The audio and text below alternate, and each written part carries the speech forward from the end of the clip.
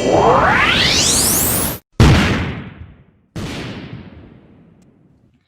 afternoon, everyone. I am Cabrestante.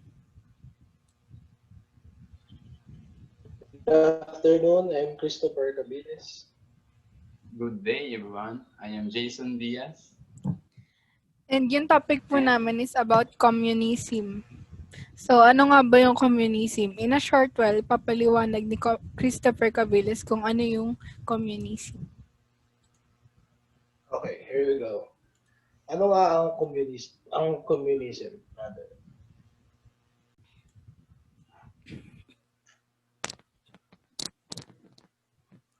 Sabihin mo lang kung yun yung next ko.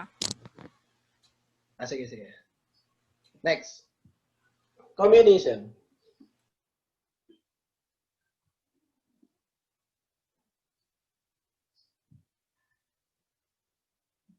The hammer stands for the industrial working class, and sickle represents the agricultural workers. Therefore, together they represent the unity of the two groups.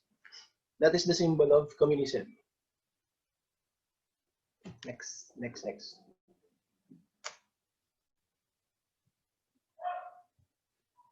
And who are those founders of communism? Next.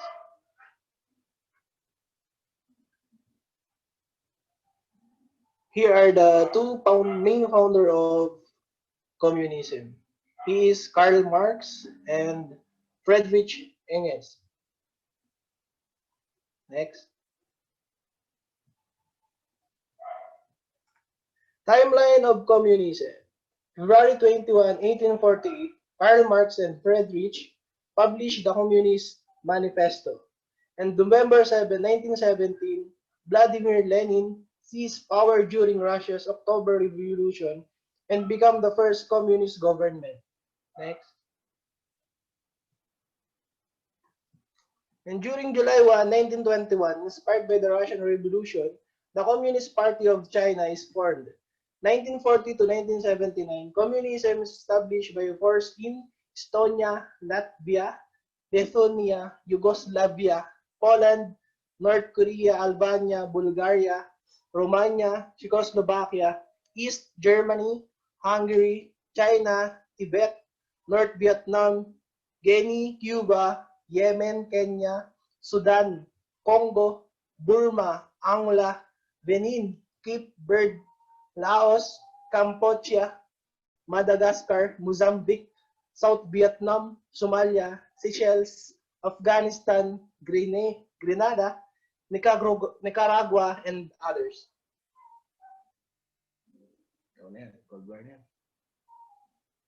Season na yan, season. The Cold War. First, what is the Cold War?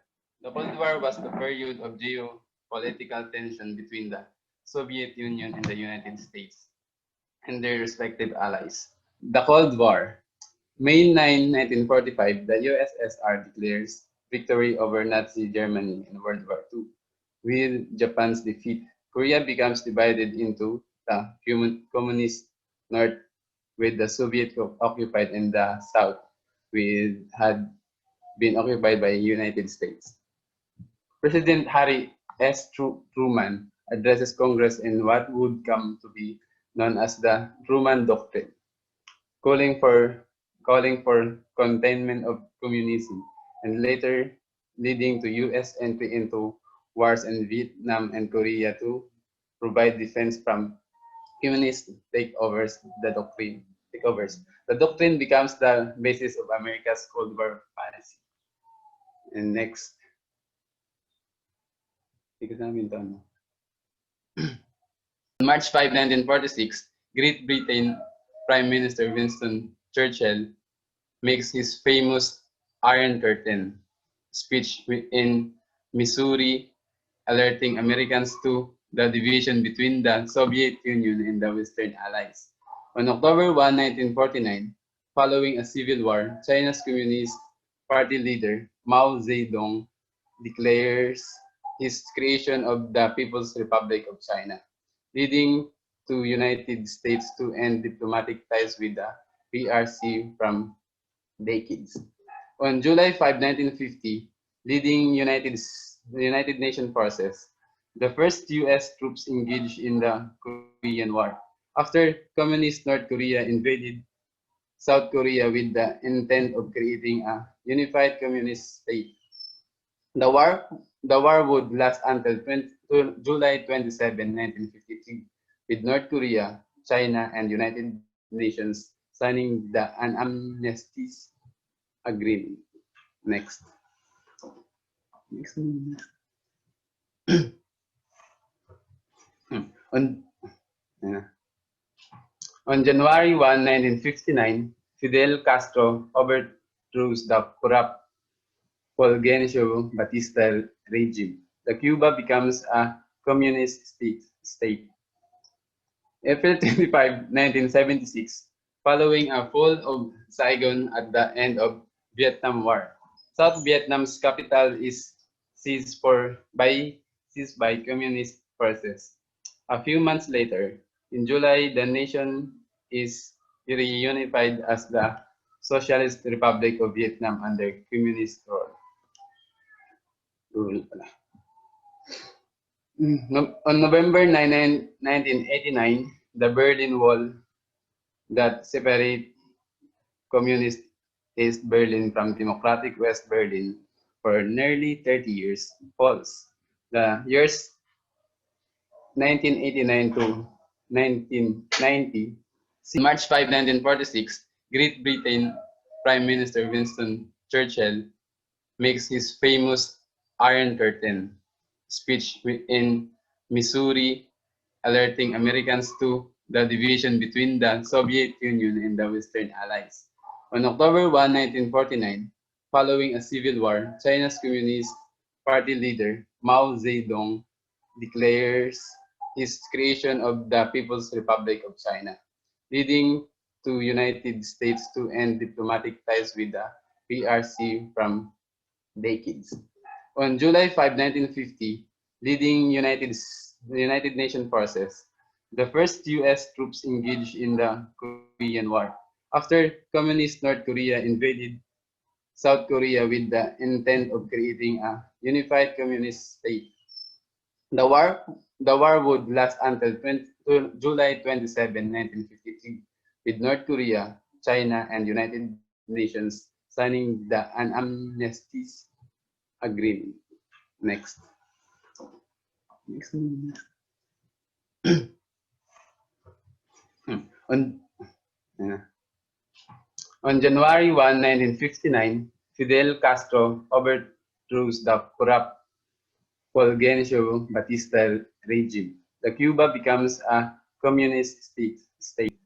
On April 25, 1946, following the fall of Saigon at the end of the Vietnam War, South Vietnam's capital is seized by communist forces. A few months later, July, the nation is reunified as the Socialist Republic of Vietnam under the communist rule. On November 9, 1989, the Berlin Wall that separates communist East Berlin from democratic West Berlin from nearly 30 years falls. The years 1989 to 1990 see the collapse of communist regimes in Czechoslovakia, Hungary, Bulgaria, Poland, Romania, Benin, Mozambique, Nicaragua, and Yemen. On December 25, 1991, with the resignation of Mikhail Gorbachev, the Soviet Union is dissolved. New Russian President Boris Yeltsin bans the Communist Party. Communism soon ends in Afghanistan, Albania, Angola, Congo, Kenya, Yugoslavia, and other nations. China, Cuba, Laos, Vietnam remain under communist rule.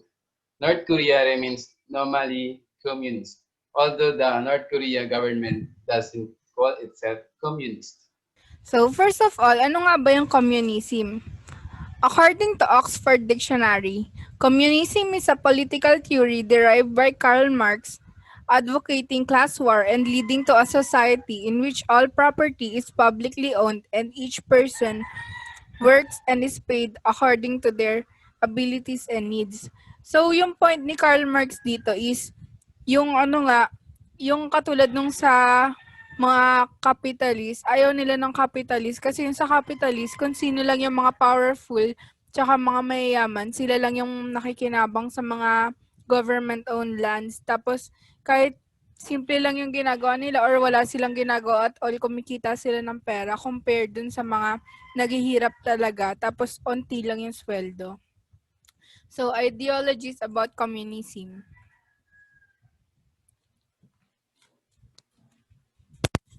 First of all is yung African ideology. So, sa African ideology, meron silang dalawang ideology about communism. So, yun nasa PowerPoint is Africa communist and socialist movements have made episodic political gains during turbulent periods, but they have found it difficult to capitalize on such advances when faced with multi-party elections. So, yung first ideology ng African about communism is communist movements' goals are state repression and communism as state policy.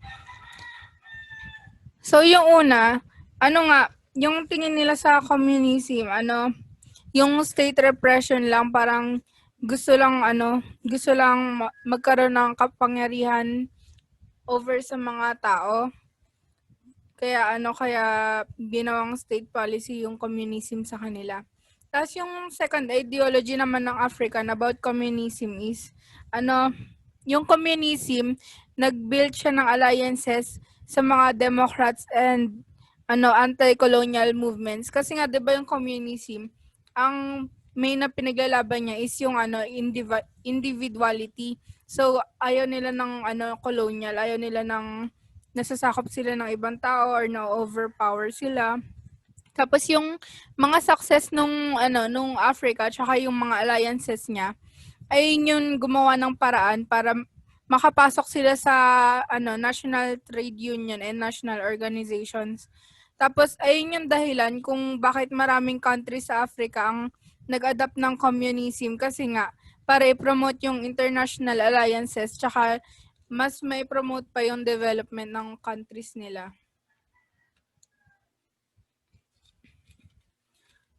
So, American ideology. So, hindi naman iba sa lahat na yung Amerika against sila sa Russia. Hanggang ngayon, tuloy-tuloy pa rin yung mga propagandas nila against communism. So, bakit nga ba? Ano nga ba yung point of view ng American sa communism? Tapos yung nasa PPT, Communist Party USA, left-wing political party in the United States that was formed its founding in 1919 until the latter part of the 1950s. One of the country's most important leftist organization, its member reached its peak of 85,000. So, yung Communist Party USA, nabuo siya noong 1919. Tapos, pinaglalaban nila yung yung democracy, labor rights, women's equality, racial justice, lalong-lalo na yung peace. Kaso, bakit nga ba tumagal lang sila hanggang late 1950s? So, noong 1947, si President Harry Truman, nagtaguyod siya ng Truman Doctrine para tulungan yung mga countries na labanan yung pananakop ng communism sa mga ibang countries. Kasi nga, 'di ba, yung mga Americans, capitalist sila, gusto nila ng mga powerful sa kanila na sila yung nasa top lagi, ayaw nila nang uunahan sila ng lower class. Yung pinaglalaban ng communism is fair to all. Gusto nila pantay-pantay yung lahat. Yung mga Americans, ang gusto nila capitalist. Kung sino yung nasa taas, ayun lang yung nasa taas. So yung Americans, gumamit sila ng military power under Truman Doctrine para mapigilan yung spread ng communism sa mga ally nila na bansa. Kaya hanggang ngayon, wala masyadong communism sa Amerika kasi nga, noong 1947 pa lang natigil na dahil sa Truman Doctrine.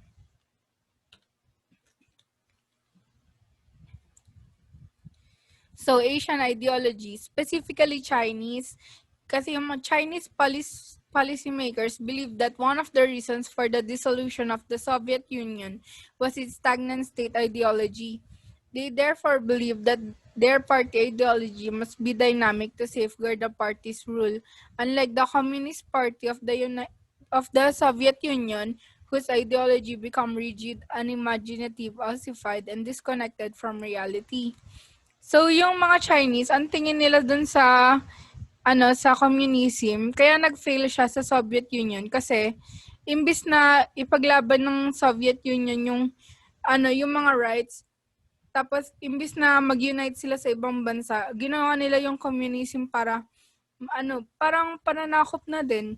Imbis na matulungan nila yung mga tao, ang nangyari sa kanila, masyado silang na-overpower gusto nilang pinaglalaban. Nakalimutan na nila yung pinaglalaban nila dahil gusto na nila, nagigain na sila ng power. Tapos na-disconnect na sila from reality kasi iba na yung pinaglalaban nila sa totoong goal nila. Ayun yung tingin ng mga Chinese sa communism.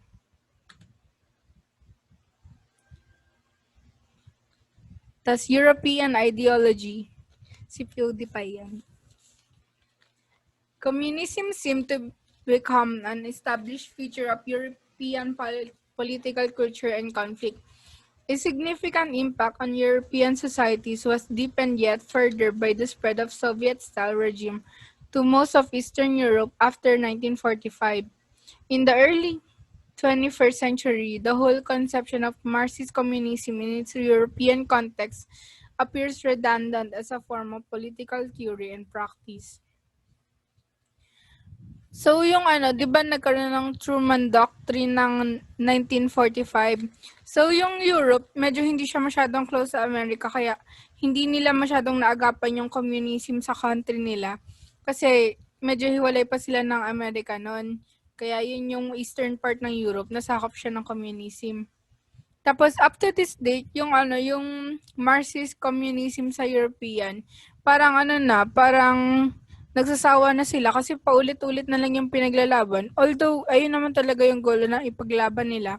Parang yung iba nagsasawa na laging ganyan yung pinaglalaban niya, wala na bang iba. So, ganun yung tingin ng European sa Marxist communism.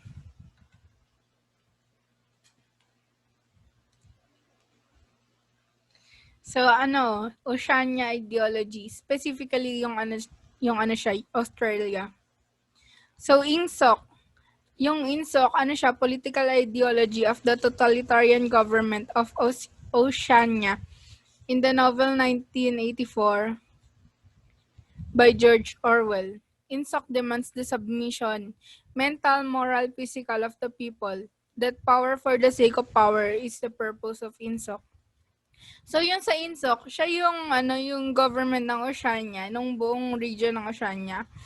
Ang pinaglalaban naman nila is totalitarian. So, ano nga ba muna yung totalitarian? Yung totalitarian is yung lahat ng tao, lahat ng gagawin ng tao, lahat ng lugar sa kanila, lahat pagmamayari ng government, tas walang kikilos ng hindi ayon sa government.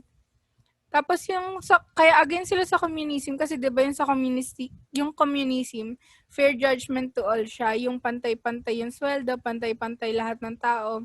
Kasi ang sa INSOC gusto nila totalitarian kaya against yung Oceania sa communism. Kaya wala masyadong communist party sa Oceania. So yun lang po yung ang report ko. Net.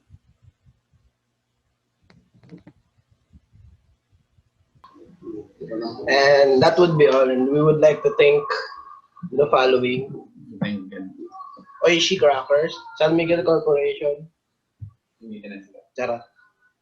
Thank you po. Yun lang. Tignan mo.